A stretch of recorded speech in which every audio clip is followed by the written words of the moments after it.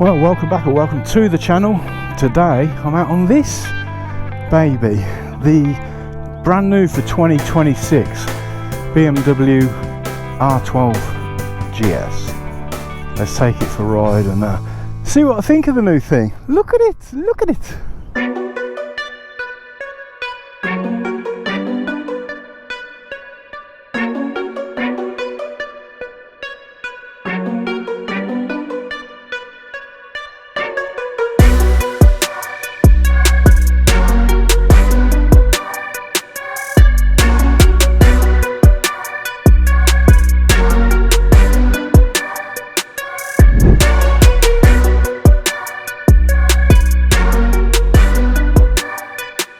Right, I just stopped in this field to do a bit of filming. I'm not riding around it. My off-road skills are, I'll put it like this, I'm incompetent at going off-road. I just feel like, ugh. Anyway, let's, I'm puffing and panting like a proper old man as well.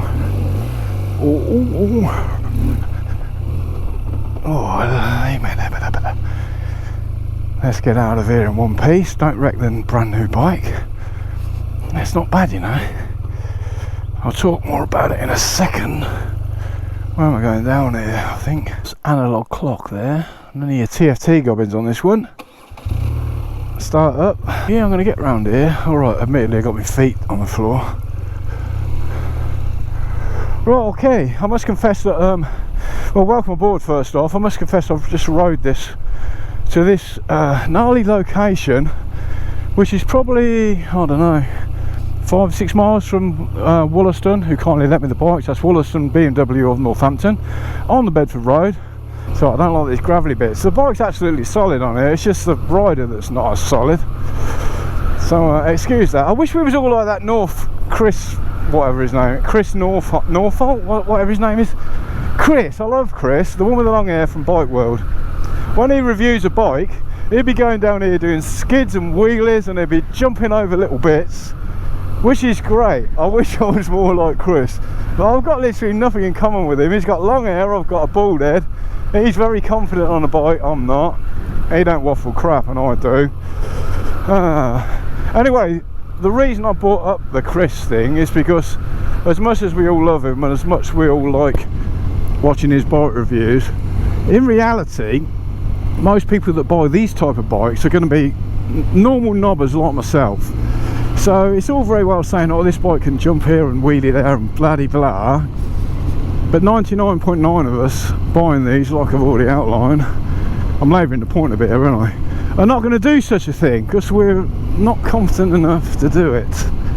So this review is more of a, so what's this like in real life with a normal sort of old bloke on it? Well, you're about to find out, my friends. So if it's something you're interested in, stay tuned. Right, apparently these bikes have got the 1200 engine from the old Boxer, so it's very much a GS really. The seating position is between 850 and 870. There's adjustable seat height, as the GS is. It doesn't feel overly tall to me. It feels a little bit less tall, not as tall as my GS 1250, which I've literally just got off of the dealership to get on this one.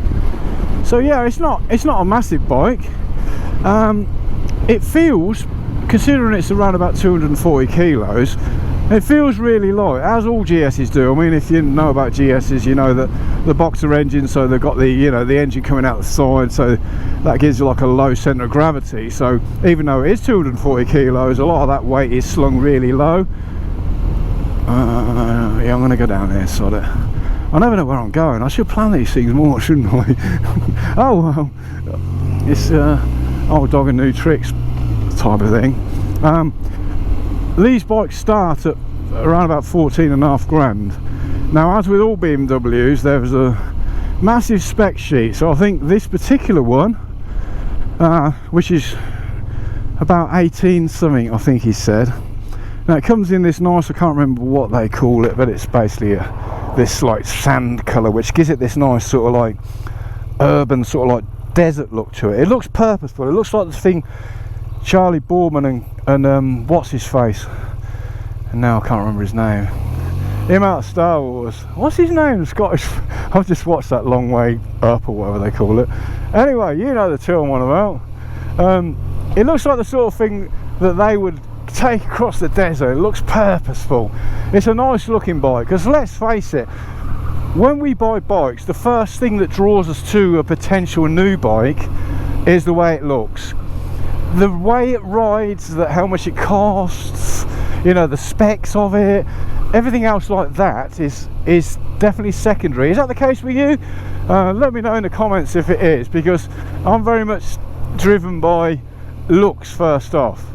I don't think there's anything wrong with that. You've got to like the look. You've got to open your garage in the morning and go, look, that's my bike, look at it, and pull up at the bike meet and it's like, yep, that's mine, everyone, look at it. It's nice when people look at your bikes at bike meets, depending if you know, you might say, oh, no, I'm not really bothered, I'll buy it for me. Yes, you buy it for me. I bought my GS for me. I love my GS, and GS's have got that stigma, oh, we're all like old boys and we go to Starbucks and blah blah blah, and 50% of riders won't nod at you on a GS. But so I suppose I'm guilty of, like, you know, I bought it for me, that bike, and if you don't like it, then it doesn't really matter, because I didn't buy it for you to admire. I bought it for me to ride and enjoy, which I do. So anyway, back to this one. Seating position, very much a GS. The seat, as you've seen on the little inlay clip that I've done, the seat's pretty comfy. It feels slightly hard, but then they are basing this more sort of like off-roady type of bias to this sort of like GS model. So yeah, you're kind of expecting it to be a little bit harder. The foot pads, my leg position is pretty much like a GS, like my GS 1250. The same with the handlebars. I'm sit pretty much bolt upright, so it's a nice comfortable position.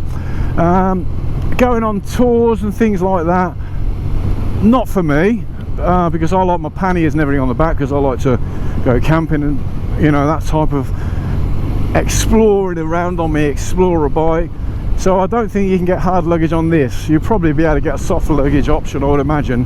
And the wind protection, as you can see, where that tiny screen on the front is not going to be great when you're 6 hours on the M6 going to Scotland. But this is not what it's for. This is more of an off-roady biased bike. It does flick around lovely as well. Flicking around left to right, very nice. Low speed, manners. The front end's still got a little bit of a wobble on it, but I think it's just a GS thing. It's kind of wobbles a little bit left to right. It's a GS thing and an incompetent rider thing as well. It's probably a mixture of the two. So at this speed I'm going fine, just apply a bit of rear brake. Yeah, that's fine. You rev the bike and it does go side to side slightly to let you know that there's a boxer engine down there somewhere. It's very nice. I'm enjoying this. I'm in the talking mood. I done a video the other day on my KTM and I was like, oh, not really in the mood. It took me 4 goes to actually do the video, and even when I've done it, I'll put it up. It's up there now, talking about the my TT experience and giving people some like tips if they're thinking of going to the TT for the first time, blah de blah. Myth busting the price as well. Anyway, that video is on my channel. You can have a look if you're interested in TT type videos. The front end is not GSy because it hasn't got a telelever fork. It's got conventional forks on here, and when you apply those, so you get a reasonable amount of fork dive on here, which is slightly alien to me when I think I'm sitting on the GS, and then I apply the front brakes quite sharpish like that, and the front end dives. It's not a bad thing, it's just it's got conventional forks on, and that's what conventional forks are supposed to do. It just feels different to me. It's got a clock as well. There's not a lot of gubbins on the analog. You've got the traditional analog clock, which a lot of people like, and there's a little inlay of like, it's not TFT, it's like, you know, digital thingy, which tells me I'm in road mode. It's got old school suspension that you need to set. It's not electronic suspension, so I think the mode's just out with the power delivery. I'm going to leave it in road mode because it's only done about 400 miles, this bike. So I've been told very nicely, please don't thrash our new bike because it's not even run in yet.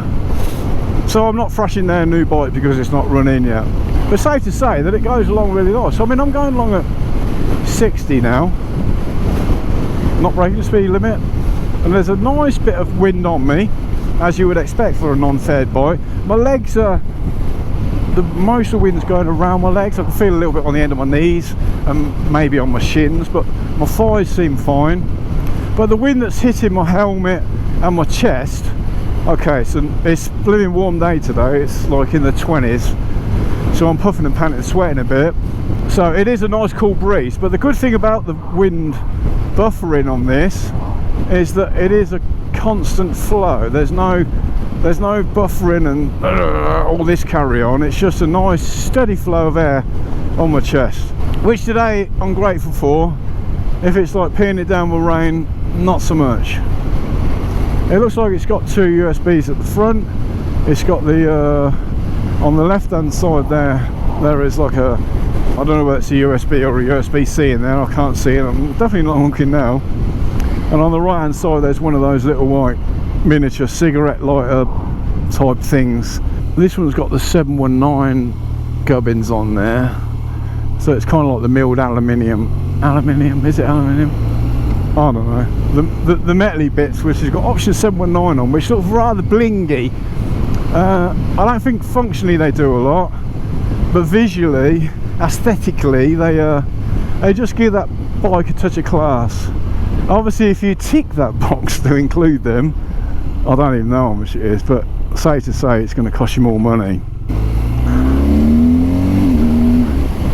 Oh, don't thrash it, don't thrash it. I didn't thrash it, I short shifted.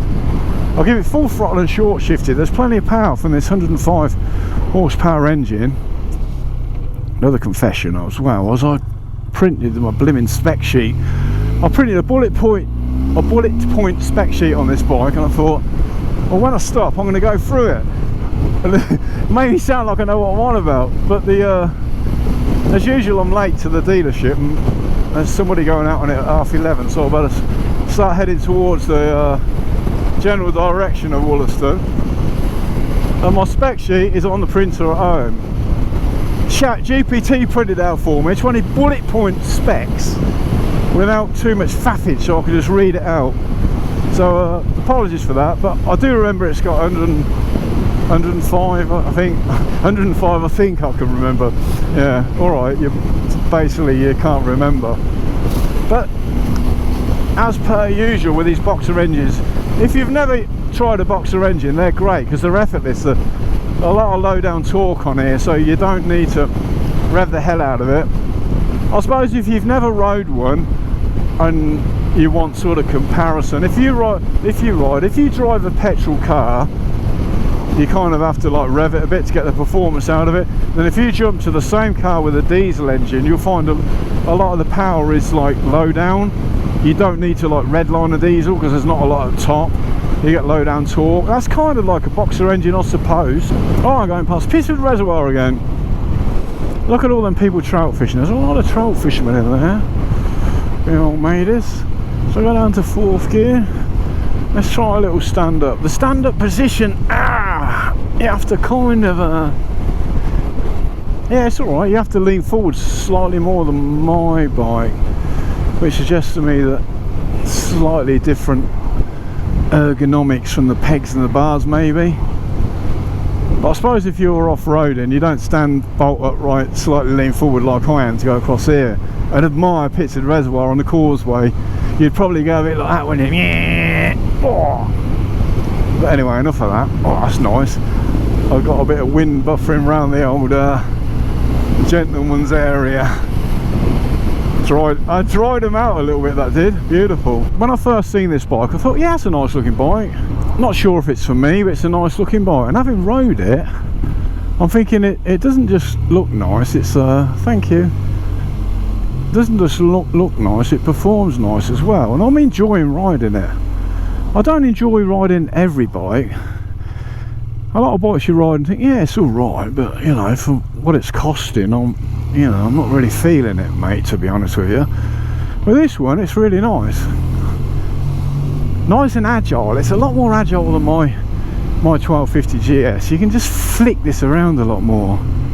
So I suppose if you don't want the full fat GS for touring, because that would be a better bike than this for touring for the reasons I've already outlined, if you want a GS type machine for, are you going to start? Thank you. Thank you, mate, for obeying the road rules. He was just like, I'm coming at you, I'm not stopping. You can stop there, please. Thank you very much. That was my right away, wasn't it? I'm in a good mood. Because I'm riding this, I'm in a good mood. And that guy just blatantly drove straight at me when he was supposed to give way. And I'm like, okay, yeah, you carry on, mate. You live your best life, have a nice day, I'll wait. It's no big deal. Good job I did wait. So what I'm saying is that this bike's put me in a good mood. I wasn't in a particularly good mood this morning. I was kind of alright, but getting up late to coming out on this because they've told me that someone's, did they say 11 or 11:30? Because it's 3 minutes to 11. I can't remember. Well, they did tell me that someone's a potential customer, not an idiot like myself, is coming in to test ride this, and the next bit's a slight blur. 11 or 11:30. So it's now 2 minutes to 11. Oh, thank God there's a clock on this blimmin' bike. That's the first thing I looked at. I can't see a fuel gauge on it. There might be one on it, but I don't really know. This particular one's got heated grips. It's got handguards on there, as you can see. What else has it got? It's got cruise control. That'll be the conventional old schooly cruise control, I would imagine. I've already said about the suspension. It's manually adjustable, which is fine for this type of bike. So is this bike for me? No. Do I really like this bike? Yeah. So why is it not for me? For the reasons I've already kind of outlined. I like my GS. My GS is for touring, and this is not a touring bike. That's not to say it's not a brilliant bike, because it is an epic bike, I think.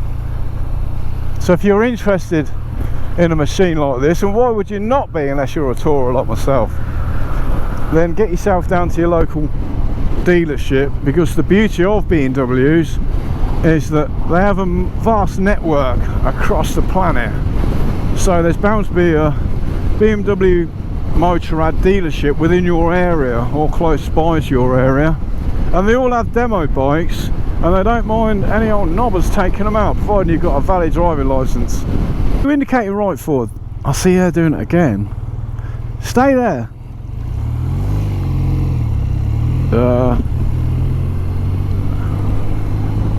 Yeah, fucking down. He's indicating right and going left. Oh, he's gone left.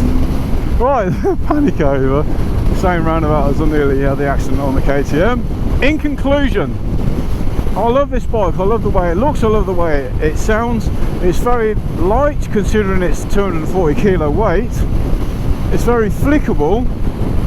It kind of encourages you to ride it a little bit, even though I'm going slow, but you kind of feel like you just want to like go and have fun on the back roads on this thing.